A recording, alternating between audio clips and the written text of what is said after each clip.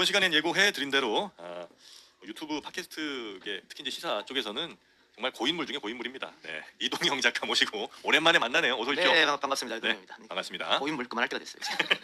자, 근데 참 웃으면서 사실 하고 싶은 얘기도 많고 다루고 싶은 이슈도 많은데 모시기로 결정한 다음에 또 이런 일이 발생해서 특히나 이동영 작가 같은 경우는 그 강미정 대변인이랑 오래 방송하셨잖아요. 네네네. 예, 거의 정기적으로 이렇게 네. 고정 출연하셨던 것 같은데 그래서 아마 이 사건에 대해서도 더 잘 알고 계시고 또 충분히 아마 이 사건을 보시는 시각도 아마 더 그래도 객관적이시거나 아니면 좀 더 깊이가 있을 거라고 생각이 좀 되는데 이 사건 어떻게 지금 평가를 하고 계신지. 이게 작년에 사건이 일어났죠 사실. 네네. 근데 이제 제가 인지한 거는 올 초였고. 네. 그래서 처음에 강미정 대변인이 당에다 얘기했을 때, 네. 그리고 언론에 처음 나왔을 때 아마 4월 달인 걸 기억하는데, 그때 제가 재방송에 살짝 언급했어요. 당에서 빨리 피해자 중심으로 처리를 해야 된다. 네. 이거 뭐 당의 크고 작음하고는 전혀 상관없고 또 진보를 표방한 정당이기 때문에 빨리 처리해야지 후과가 없을 것이다. 네네. 그런 얘기를 했는데 결국 빨리 처리 못하고 몇 개월을 끌은 거죠. 왜 이렇게 이랬을까요? 팔이 안으로 굽었다고 봅니다 저는. 아니에요. 그 가해자가 하나는 팔이 안으로 굽었다고 볼 수 있을 것 같아요. 두 사람 다 그렇다고 둘 다 보여요. 그렇게 네. 보이는 건가요? 그 아니라는 게 어디죠? 예?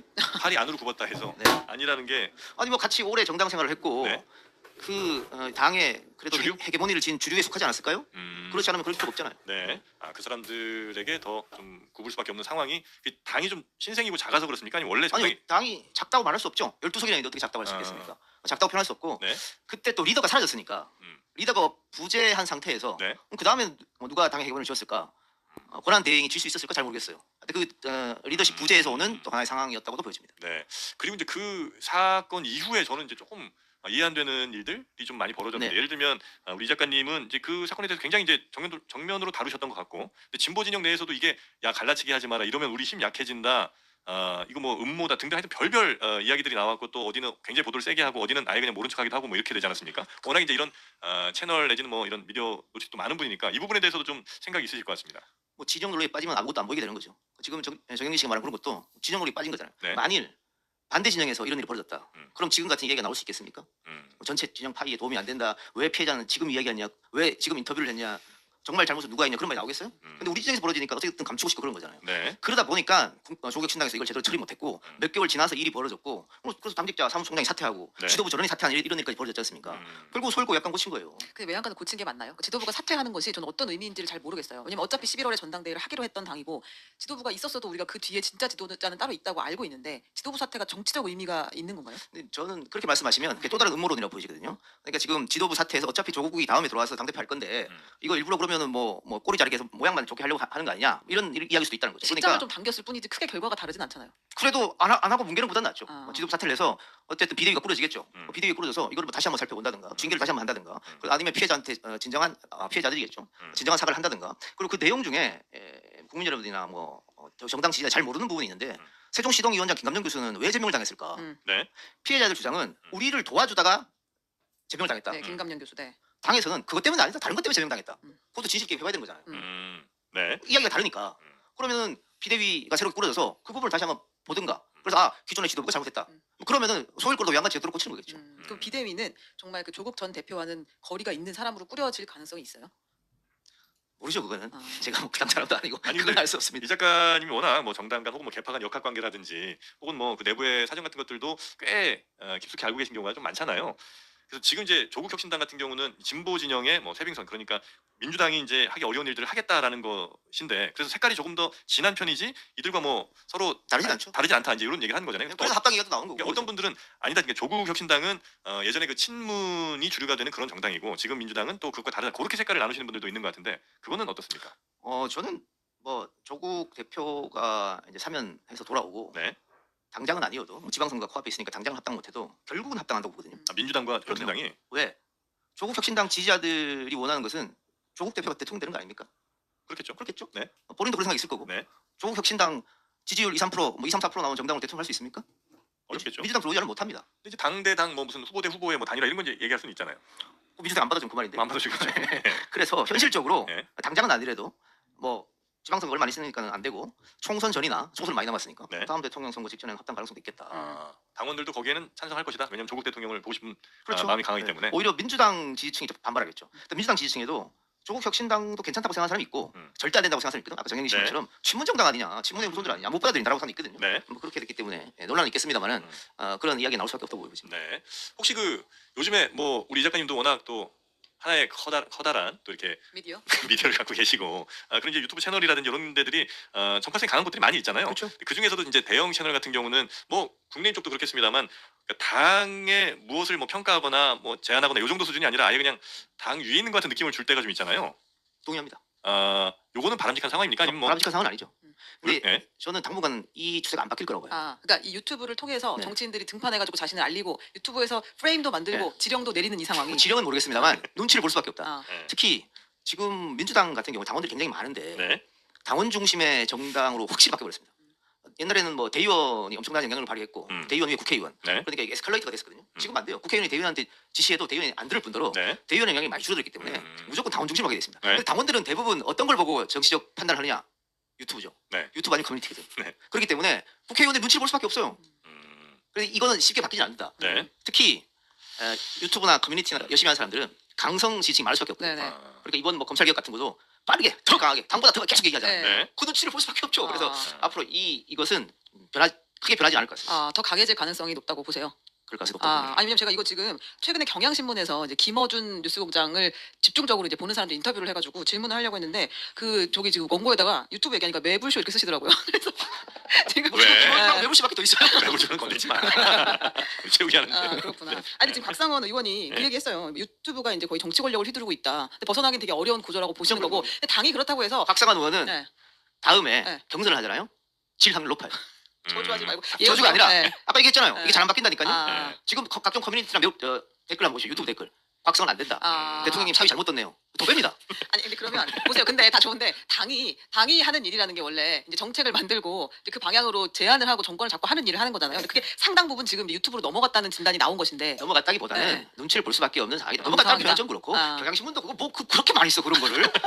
그러니까 질투한다는 얘기 나오지. 아니 뭐 질투야 뭐 질투할 수 없는 정도로 너무 멀리 갔습니다. 아니, 근데 이게 뭐 부정적으로 볼 수도 있고 네. 긍정적으로 볼 수도 그럼요. 있는데 네. 긍정적으로 보자면 어차피 국민들이 뽑아주는 국회의원들이 권력을 위임하는 거니까 그렇죠. 또 많은 국민들이 적극적으로 의견 개진해서 그 결정에 따라서 한다는데 뭐가 문제라고 할 수도 있고 또 어찌 보면 어떤 채널에 의해서 이제 너무 당이 이제 좌지우지되는 것이 그럼 그 당은 그 채널에 의해서 그냥 움직이는 거 아니냐고 이제 좀 부정적으로 보실 수도 있는데 그러니까 이렇게 되면 네. 국회의원들의 소신 발언이 사라지는 거죠. 네, 그렇겠죠. 쉽진 않겠죠. 박상환 의원 얘기했습니다만 네. 나름의 소신을 가지고 얘기한 거잖아요. 음. 그래서 제가 다음에 아마 경선을 어려울 거다 이렇게 말한 거는 네. 현실이 그런 거잖아요. 네. 그럼 이렇게 되면 더더욱 소신 발언을 못해요. 더더욱 눈치를 볼 수밖에 그렇죠. 없는 거죠. 네. 아니 근데 그게 이슈로 드러났잖아요. 몇 가지 예를 들면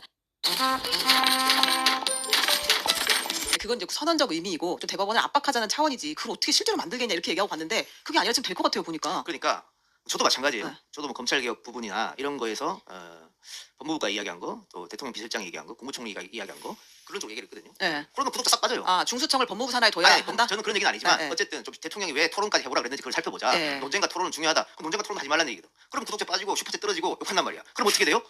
당하다가 그럼 나도 절로 가야지. 그러면 모든 유튜버가 그쪽 가는 겁니다. 그러니까 유튜버들도 소신을 못하는 소신 저 정도는 할 수 있는 거예요. 많이 벌었거든 이미. 그 정도는 할 수 있지. 다들 그렇게 눈치 보면서 한쪽으로 의견이 쏠리는 거지. 이거 건강한 민주주의는 아닌 거죠. 다른 얘기가 있어야 되는데 다른 얘기를 못하게 하는 거예요. 내란 특별 재판부도 위헌 논란이 있을 수밖에 없잖아요. 네. 그러면 180명의 민주당 사람 중에 절반 정도는 그렇게 하는 게 조금 얘기해야 돼. 얘기 못하잖아요 지금. 다음에 또 당선돼야 되니까.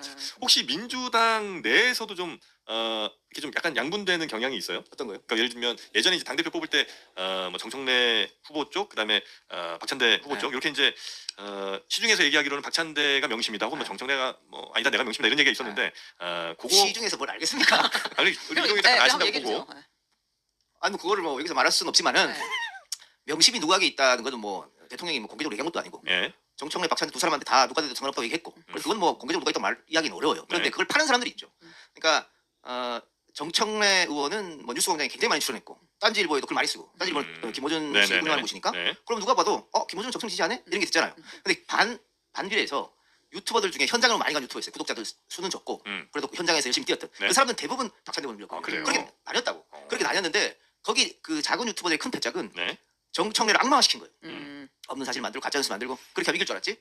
근데 그 역효과가 불러서 패배했단 말이에요. 네. 그러니까 이게 그 유튜버 사이에서도 역효과가 있는 거거든 지금. 그러니까 김호준을 뛰어넘을 수는 없고 김호준을 욕하면 반사이고 나한테 욕 떨어지겠다.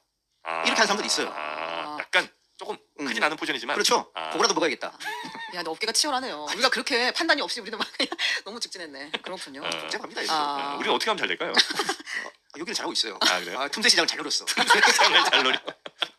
근데 이게 당에 그러니까 진짜 갈등처럼 보이는 국면들이 있잖아요. 지지자들 사이에서도 진짜 지난 전당대회는 후보들은 전혀 그렇지 않았는데 내부에서는 치열하게 싸웠던 것 같아요. 근데 그게 불씨로 남아 있는 게 아닌가. 향후에 언젠가 또 다른 기회가 오면 이제 정말 터지는 거 아닌가 이런. 저는 그건 큰 문제 없다고. 아 그래요. 그러니까 작은 어떤 분란을 침소 봉대했다고 보고요. 크지 않다고 봐요.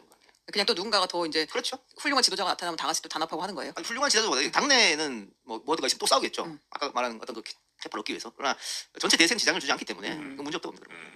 그 국민의힘은 상당히 어려워지겠죠 앞으로 상당 기간. 그렇죠. 뭐 회복에 그렇다고 봅니다. 어렵다고요? 매우 그러면 쪼그라들다가 서서히 소멸로 갑니까? 재창당 수준으로 가야죠. 재창당을 하면 해서 지금의 당의 헤게모니를 잡고 있는 친윤들은 다 물러나고 밖에 나가 있는 사람들이 아마 새롭게 꾸리면서 윤석열의 그림자를 지우고 보수가 재탄생하지 않는 이상 범보수로 이렇게 예. 예를 들면 개혁신당도 그걸로 그럼요. 가고. 예. 지금 이대로 가면 다음 지방선거 전멸입니다. TK 빼고 전멸이에요. 그럼 다시 이제 크게 보면 양당으로 또 가겠네요. 민주당 쪽 왜냐면 민주당과 조국혁신당 아마 합당할 거라고 하셨으니까. 그 지방선거, 예. 총선 이런 거는 지금 상황에서는 국힘이 민주당을 이길 수 없습니다. 절대적으로. 네. 그럼 대통령 선거는 할만해요. 대통령 선거는 할만해요? 네. 어차피 이건 반반이라. 그렇죠. 어차피 반발이거든요. 네. 근데 지방선거나 총선 같은 경우에는 지역별로 쪼개잖아요. 지역별로 쪼개는데 네. 인구수나 이런 걸로 봤을 때는 국민의힘이 이기기 어렵습니다. 단 1%도 이기는 거기 때문에. 그럼 지금 국민의힘의 지도부는 우리 작가님 보실 때는 재창당에 매우 유리한 조건이 된 거야 아니면 아무래도 어려워지게 됐습니까?